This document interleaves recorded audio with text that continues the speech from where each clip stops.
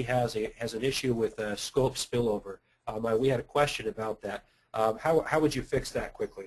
That is a very good situation. So, for example, let me clarify that. So, could you give me a little bit more on the situation there? You know, they didn't really mention a lot about their situation. They just said they had a problem with scope spillover. Okay, let me give you a scenario that I have recently faced like that. And this is a technology company. Technology companies are notorious to promising the customers the future technology and programmers working long hours to deliver it.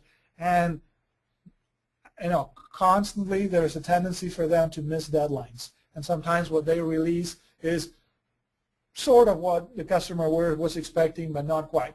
In the process, the sales team continues to promise new and better features to attract more customers, so they end up in a pattern of scope increase, scope creep.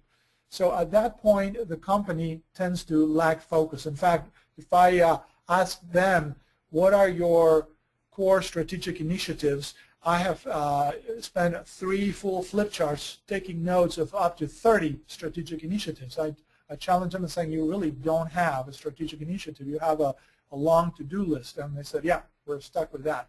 So how do we go about that? The process would be to evaluate what currently is going on. What are all the activities? List all those strategic, so-called strategic initiatives, and then evaluate what are the core objectives, and then define priorities. Force the organization to focus on at least 1, maybe 3 at the most, issues that they really can achieve over the next 100 days. Do that very well, and then go for the rest. And as they do that, you can see that there is a clear impact to the direction, and the company starts striking forward. So essentially what I am suggesting that